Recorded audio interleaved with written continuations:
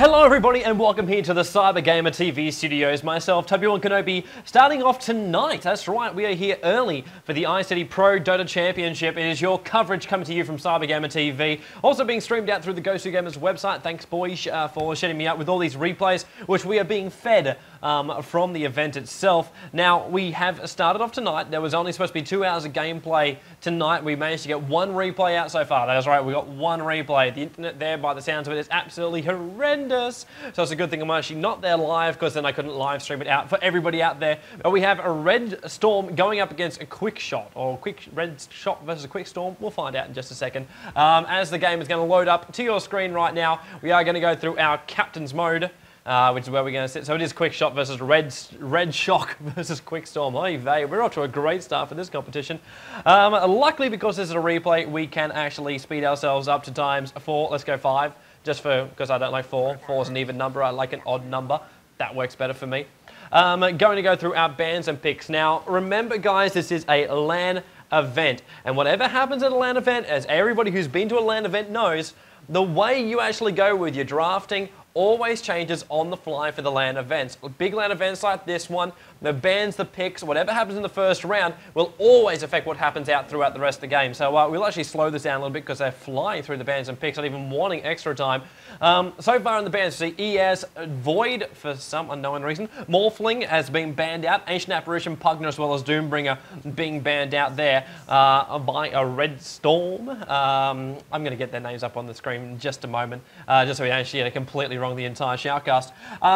They are 2 unknown teams, as I was saying a little bit before we actually kicked off this this whole match. So we do actually have 2 teams which we haven't seen anything from before. The players will probably be unknown. We'll check them out as they flash up on their screens. Well, up on our screens actually. In fact, we can he's doing it straight away. It is Red Shock.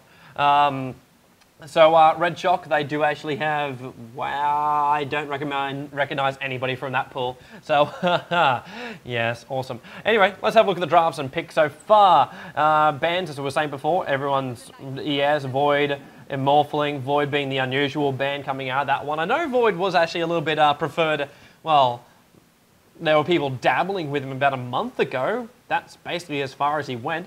We've seen Ancient Apparition, Pugner, and Doombringer taken out. Necrolite's also just been added to that one by the Scourge. As far as picks go, Tylander and VS coming up as the first picks here for the QS boys. Potom was also into the lineup as well, so a lot of, well, you got 2 basic stuns out of that one. The VS with the setup stun. Potom, of course, will try and get that arrow after that setup stun comes, so you can get the maximum range and damage off it. So if you don't know what a setup stun is, by the way, basically you have an awesome stun, which is your straight off target, and it will stun 100% of the time. If you target that one, unless he has a Linken's, that will actually cause a stun to actually come off. The arrow, however, is not a guaranteed stun. It will fly in a direction. If it hits, then it's a stun. If it doesn't, then it's not. So the way you set it up, the VS throws a magic missile. That's your setup stun. Then the arrow flies through after that one, using that time of the VS stun, where he's being kept in position for the arrow to actually fly out. That's what we call a setup stun. And that's right, I just explained a technical part about Dota. Don't all fall off your chairs at the same time, because that would basically cause a very, very weird shift in the planet's orbit. Let's have a look at our picks up now. We have finished off our bans as well, with Sven and Tiny being banned out here by QS. They really just... Tiny's been liked about 4 or 5 months ago. Actually, Tiny's always been liked for his burst damage, but they don't like Morph. They don't like Void, and they don't like Tiny. Morphling was, of course, in the ban pool. That just goes without saying. But Line and Necrolite also been taken out by the Scourge. Necrolite, one of those heroes which I want to see more of, because I actually love him, but has not been picked at all in the last, well, say, 5 months of Dota. Picks coming up, we see Viper coming up for QS. Still in the lineup here for Red Shock, they have managed to actually pick up Visage, SF, Lich, and Batrider. As far as their lineup goes, you got yourself a conventional European lineup right there, and Asian lineup. Basically, everyone loves it around the entire globe. Everybody loves that kind of lineup. So Visage will look to go up into, well, you're going to guess, considering it's Scourge, top lane to be babysat by Lich, so they need one more support hero to pick up. See Batrider go down solo bot and SF in towards the middle lane. As far as QS goes, could be a little bit different for them, and Alchemist actually comes up as well. Interesting to see how they actually play him. If you support or carry, better be carry. Well, then again, hopefully it won't be, because you got yourself 3 big carries there, as well as one very good mid-game hero, which is definitely going to hurt. And I'm talking about the mid-game hero being Batrider. Jump yourself to QS's lineup right now, and they got themselves Viper, Potom, VS, and Tide. Now, VS and Tide can support anywhere, can roam anywhere as well, if they want to take that approach to the game. We'll be interested to see if they do actually do that one. Potom, always good to let solo up, always good to also make sure gets the farm up there. So you can't just let it go and say, yeah, Potom will be fine, just let him solo, he'll be cool, just Starfall every now and then, hit a couple of creeps, he'll be fine, be great. Viper, I reckon, will be babysat. Just to make him completely unstoppable. That magic immunity on the back of Viper is definitely what they're going to count on. As okay, someone is pulling my freaking leg. We actually have a Meepo being picked here in a game. So for everyone out there who's actually tuning in and going, okay, this is just freaking ridiculous. We actually have a Meepo in a game. This completely changes any laning, which I thought Meepo's going to head towards that bottom lane. Now, interesting to watch Meepo right now. Now, Meepo, they're going to see the Scourge side really focus fire. We're going to have to turn the Fog of War off, by the way, as we actually have no Spectator, which is actually... There we go. So you won't actually have the normal sight lines because there was no Spectator mode put into this one. So shame about that for the replay, but that's what we get. But the way Meepo actually functions, looks like he's already going for Ring of Regeneration as well as 3 Tango. So possible hood early on. But okay, Meepo is really, really hard to coordinate unless you know how to do the puffs, and you can get right on top of it. But the hardest thing is making sure one of your Meepos, if it drops down low on HP, you get him out of trouble. If one Meepo dies, every Meepo dies. That's the way we actually fall down. By the way, we're actually with Papa at the moment, so one of the QS guys, he is our, probably shouldn't stay with him. Let's actually jump onto Meepo. So we'll see Geomancer's gold. For him, he can level up so damn fast because he can split himself, once he gets to level 6 that is, into multiple Meepos. 1 Meepo extra for every 6 levels. That's just the way the cookie crumbles. So, interesting to see how he gets played. Scourge lineup, we're going to have Alchemist going solo. For middle lane, we'll actually have Visage soloing middle, so prove me wrong once again. We're going to have Lich and Batrider heading towards that bottom lane. And as far as the Scourge actually go, Red Shock, they've still got one more hero unaccounted for, which we will find in just a moment. No, he is in mid. Yeah, SF was holding back to hold the wave there. And Visage will head towards bottom lane. So Visage, Lich, as well as Batrider will make up that bottom lane. They'll be going up against a Meepo. Can't believe I'm saying that name. Tidehunter and Vengeful Spirit on that bottom lane. So Meepo will be the one who's being babysat on that bottom lane in the tri lane. I want to see those nets coming out, be nice and aggressive on that bottom lane. We do actually have 2 melee, 1 range against basically 3 range, so harassment's going to be nasty on that bottom lane, instantly harassing Meepo down. The Lich is there, the Napalm's there, forces Meepo back so he can't farm. Tri-lane on tri-lane, he's going to be having a horrendous time actually. So poor old Meepo's just going to have to do nothing but tower hug in a tri-lane. And they don't have that great stun out of them. At the moment, you basically got 1 hold. It's not technically a stun out of Geomancer. You have the Magic Missile out of VS. And there, as you just saw it, the splash going out there on Visage. Just before he gets his Magic Immunity up too far. Be happy with that one. Jump yourself up towards the top lane, so Viper and Alchemist can be having a bit of a fun battle royale. Alchemist probably won't be too concerned. First blood already on the bottom lane. They claim it, and was that a Meepo puff which actually got it all the way? Batrider trying to flame over the top. He's in range of the tower. He will actually die at this tower. Oh no, he won't. They'll claim Tidehunter as well. And Batrider falling himself back, 1 tower hit away from actually dying. And oh my son of a Gideon. First blood on the bottom lane, and all 3 kills actually went towards the Scourge side. That is not what they wanted. 1 kill for Visage, 1 for Lich, and 1 for Batrider. They're all very, very sharing on that bottom lane by the looks of it. And I thought First Blood was to the Meepo, but I just saw him puffing around and trying to give a bit of a hand. And that bottom lane is going to get rolled on the tri-lane. So he's fair enough grabbing a VS. Meepo, fair enough as well, especially if you actually want to keep him up. But you've got to get that pull happening. Bring those Centaurs down. Meepo gets his power from the fact he can split himself. So get himself up to level 6 very fast. But a Tidehunter pick on the bottom lane. They're just lacking a massive amount. Well, even then, there's not much... in fact, there's no stun that can come out from any of these 3 heroes in the bot. They're all freaking nukers early on in the piece. I say nukers, the large DPS you actually get out of Batrider when he flames over the top, especially when it's buffed up by the Napalm, is not what they want. They thought, QS probably thought they would have actually had the advantage in this tri-lane. For the moment, I can definitely say they do not. With that 3 range, just pushing those 2 melee heroes back, and Meepo can't get a single last hit. Potom against SF there in the middle lane. Looks like Potom's having a little bit more trouble than SF. SF already popped up to level 4. Bottom just halfway through level 3 at the moment, which is not helping his cause. Bottom lane, the chill, Vengeful Spirit will die. There's that big nuke that just flies out from Visage. Was not happy. And you even see from Titan, say, just block the creep. We need to bring this lane backwards. Pull the Centaurs, get that pull going, try and tower hug, and you should be fine. When you have two melee heroes, especially when your lane's getting dominated, you have to bring this battle as close to your tower as possible. We saw how much life got taken off Batrider when he came in close to that tower. It needs to happen again, and now it's harassing Tidehunter back, and we did see VS actually, with Smoke of Deceit, has actually now come off here for Lich. Wow, that looks weird looking at through this replay function.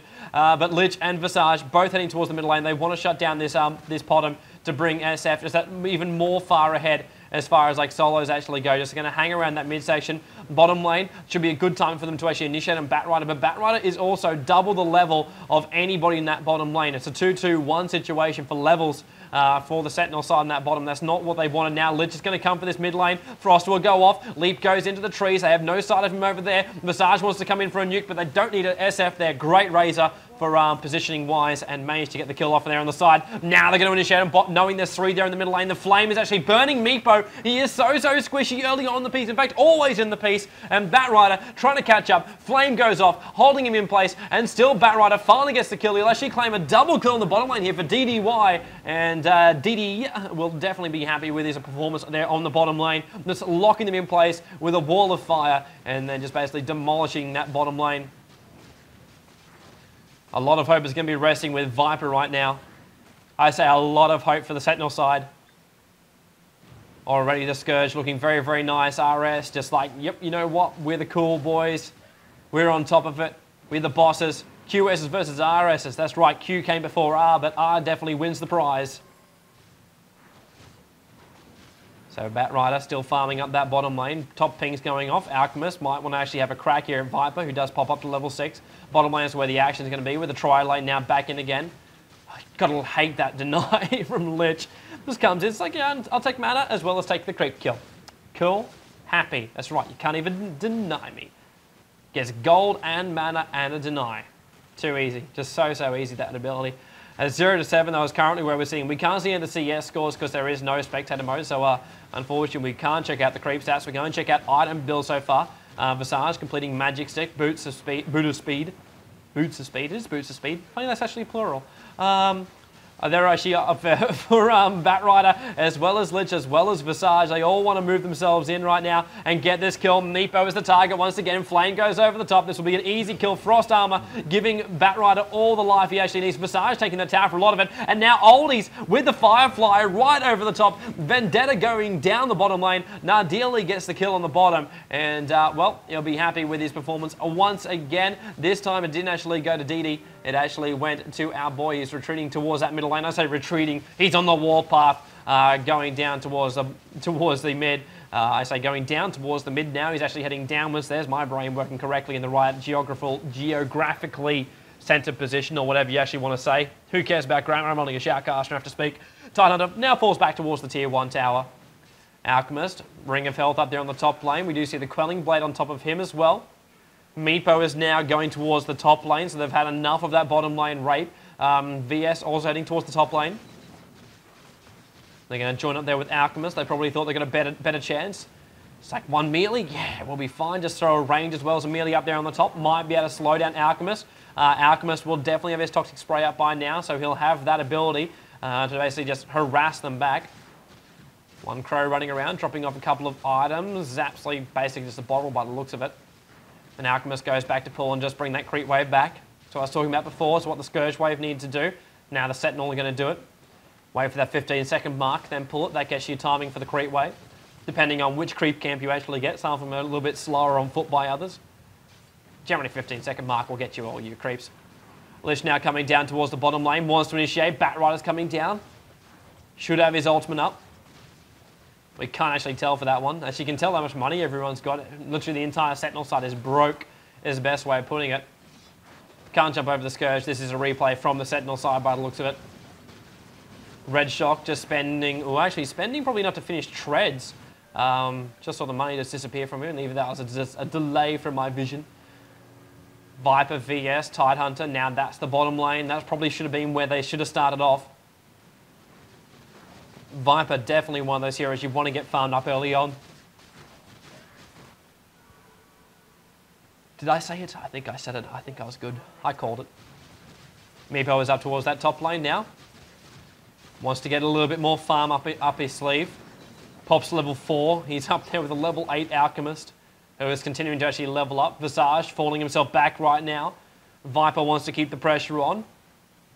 Might do so as well, but decides not to. We'll go back to the lane because already Batrider is killing one. Will DDY get a second for his own name? And still Frost going, Tidehunter retreating, and it is Nardili that actually gets the last kill from that one. So the nuke from Visage. Viper is there. Batrider will take a fall, so Fly, or Mama Fly, actually gets the one kill for Sentinel side. I think it's actually their first one for the entire game. Yes, it is. It's 1 to 11 up on the board, and the Scourge will now fall back here. So Papa just applauding. QS, it's like, come on, we got one on the board. That's what we need, boys. Alchemist already with the Vanguard up on the top. He is getting very, very far out of control. Geomancer doing whatever he possibly can. Trying to get whatever farm he can. Using his Puff to actually do so as well. Puff, the ability to actually jump on top of a Meepo when there's only just one Meepo. Generally, you don't go the Puff because all it does is just do damage around you. It's like an Omni Knight heal. There's damages and AoE around that person. Use the Puff to actually hopscotch your Meepos around. Looks like we saw a kill down there on the bottom lane too with Papa and Papa Die as well as Lens just going head to head.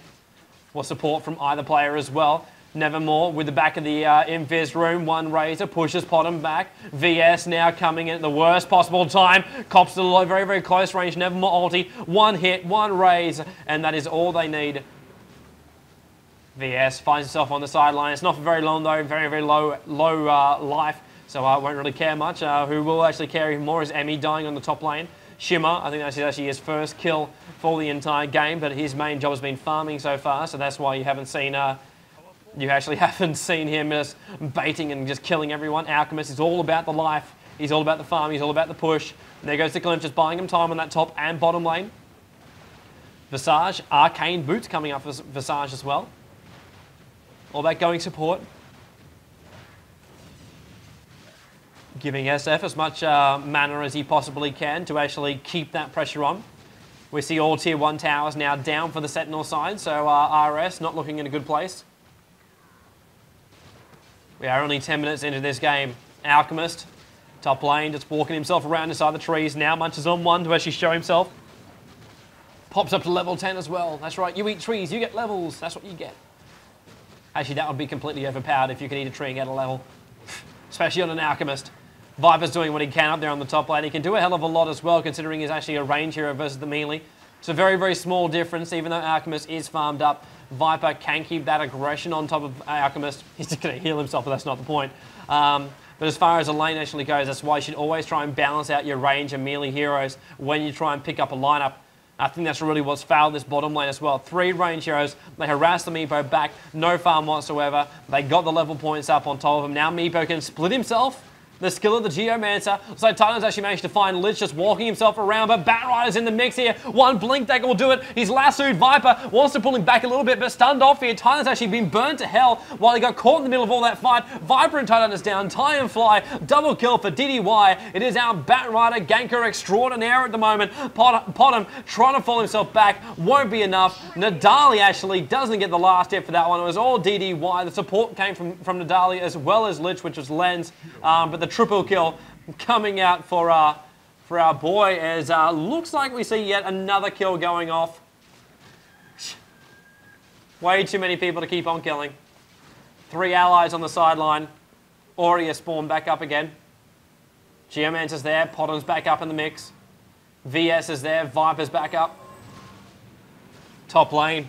Easily pushed now. Lich is up there on the top lane. He's put armor on every single person other than the one who actually probably doesn't really need it but will be overpowered if he actually had it. And that will be the Alchemist.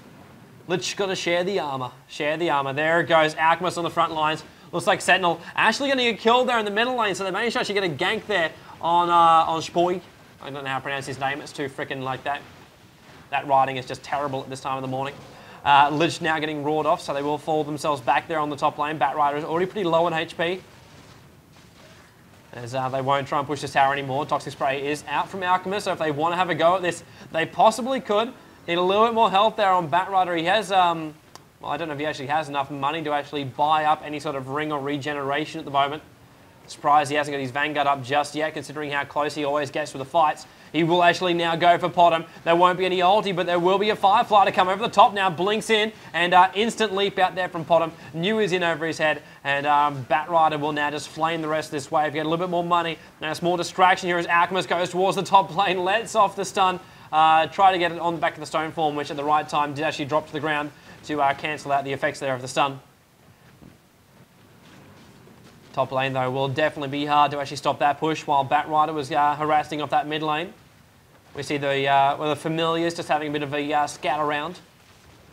See who's moving where. Alchemist still on the front lines. They want to try and get this tower, and that's why he's popped into Chemical Rage right now. The Glymph was already used a couple of minutes ago, so it won't be off cooldown just yet. Shimmer gets the last hit. Familiars flying over once again. Want to make sure they don't get ganked around that mid side. Tidehunter, Visage, Viper, as well as Geomancer, all trying to protect that top while Potom goes in towards that mid, where we see SF, who has been missing for a large portion of the game now, being joined by Batrider, ready to fight out this middle lane. SF being the one who's been farming up. Tidehunter will actually die up here on the top lane. Familiar's dropping from the skies as well, trying to bring down Meepo, is on very, very low HP. Lich wanted to get on a little bit further through, is not going to get it. Potom leaps back, and Alchemist puts his big fat ass right in front of Viper, who's trying to retrieve himself back out again. But one big nuke coming out there from Visage was enough to actually do so. Len's getting one last hit from that one, so even giving it to support hero. Magic Missile on top of Batrider, so VS just trying to be a little bit of a nuisance there. Will have to fall themselves back from that tower right now. As we see DDY actually doing that exactly, just blinking himself back out again. Ping towards the tier 2 tower now in the middle lane, so Alchemist rotating himself down. Lich and Batrider there. Batrider might even try and take this creep wave. No, he's not even going to care about it. Tidehunter just doing what he can on that top lane to try and repair that situation. Still no racks down, 15 minutes into the game. The call of mid, even you can see it, you can actually see the team chat coming out from the Sentinel side. Literally saying, come on guys, mid, watch it. Interesting to actually see the teams actually using chat. These guys are at LAN, remember this is from the iCity LAN. So these guys are actually currently using chat while they're sitting right next to each other. Big blast on Tidehunter. He lets off his ulti, catching absolutely nothing, and that's going to be the time to strike now. Here for RS, going to move themselves in. Magic Missile to try and slow down Spy Boy. He actually does have enough life on top of him, and BKB and just ultis. 1, 2, 3, wants a fourth. Viper retreating. GMS just like, what the hell? Razor on the edge there, but Nadali wanted to get the last hit from that one. It's like, come on, you've had fun, you've had 3, now the 4th one is mine. Batrider was looking for a little bit of fun as well, but didn't get too far inside the main base, and now they will take down the tier 2 tower.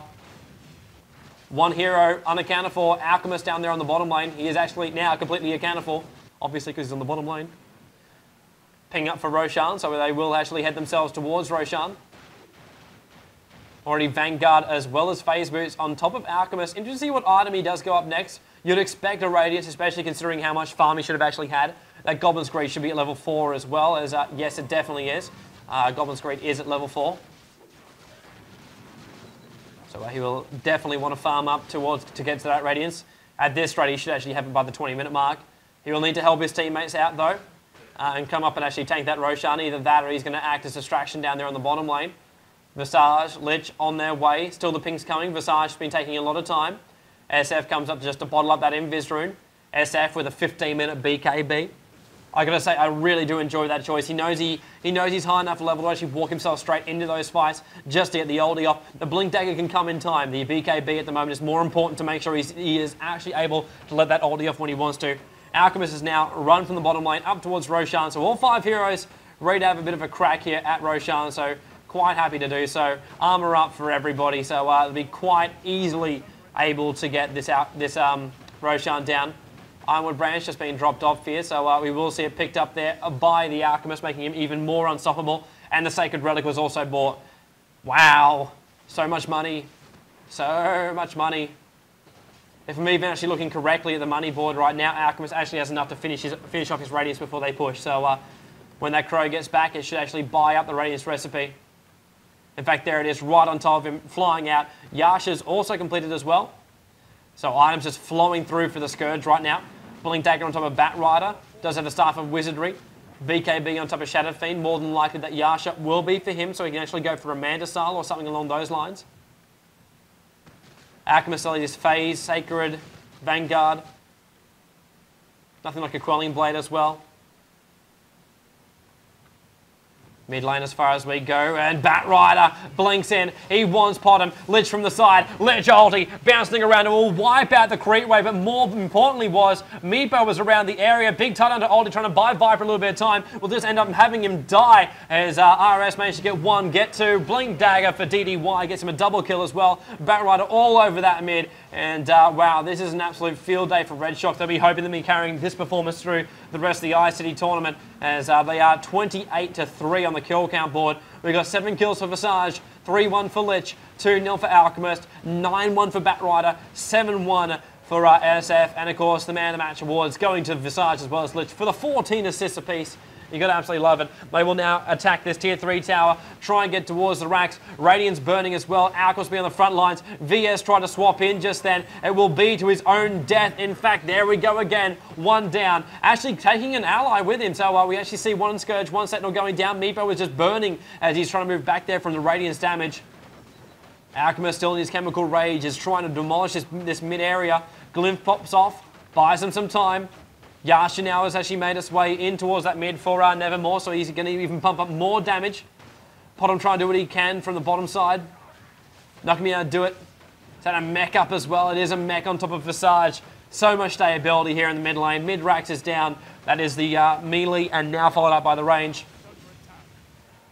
At this point, Red Sun have got to actually decide, are we going to push it? I think they've already made that decision. Either that or Alchemist has done it for him.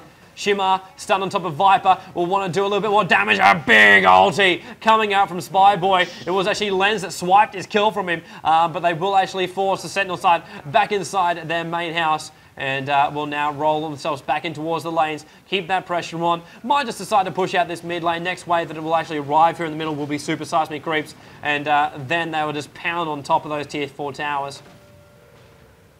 Taking out the buildings. They are worth about 110 gold, I think, a pop. So worth a little bit of money. Got to rotate up towards that top lane. Wave is almost here. Alchemist going to help it on its way. Still 2,300 gold for Alchemist. We'll probably just even at this point have enough time to buy a Midshift Reaver, and that'll be about it. Because if you're wondering why I keep jumping back to the world, it's actually because Viper respawns, and he's actually the one this replay came from. So it came from his computer. That's why every time he respawns, we just follow his character around. Up towards the top lane now as we do see QS try and actually pull in their defense. Already Alchemist caught out. They want to pop off that big ulti of Tidehunter. The Aegis Immortal has popped off and they've used a hell of a lot of spells to actually get to that point. The Scourge on the other hand have actually used absolutely nothing. I'm going to keep that burning going. No Tidehunter ulti so they can actually fight this at any point. Nevermore generally fears that one. Nevermore's also completed his Manta Style so they can easily push this wave out when they want to. Going to wait for that mid lane to actually push itself out as well. Super Seismic Creeps do that all by themselves. All they need to do is keep the pressure up here on the top lane. I'm talking about RS right now.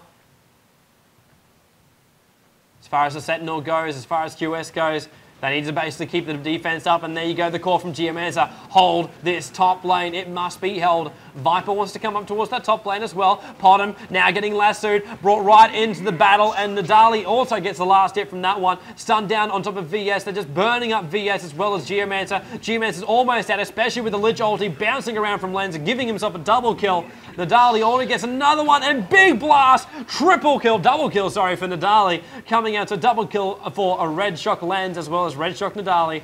And that does put the entire Sentinel side on genocide. And they will push down this top lane. QS boys just know there is no way you can answer this.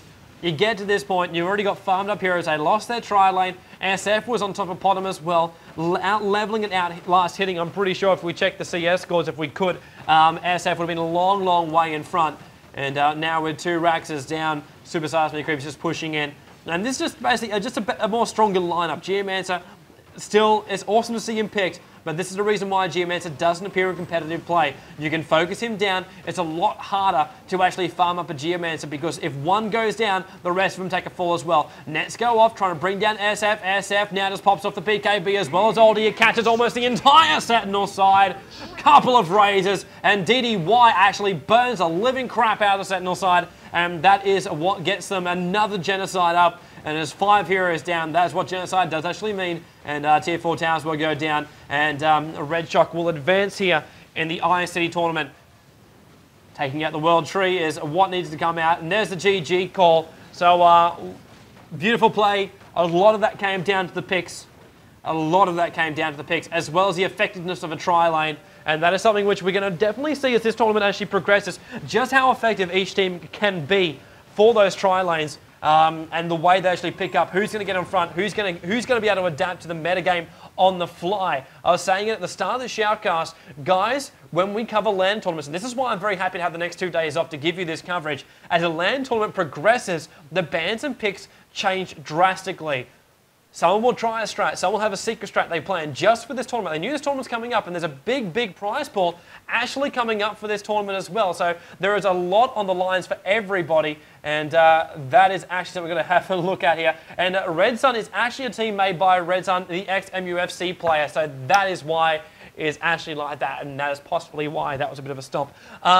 But well done to both teams. Let's see what actually comes up with that. More about action. We'll see if there's any more replays that have been uploaded just yet. So guys on the live stream, stick around. For everyone there on the VODs, of course, you have seen the first VOD of the ICT PDC coverage. Hopefully you've had a great time. I definitely am looking forward to more matches in the future. That one, bit of a stomp, but it gives us a bit of a trendsetter. You always have those in round ones, so we'll see how we go as we progress in the round 1 matches and head to round 2 tomorrow morning. But guys, stick around, more action coming up in just a moment.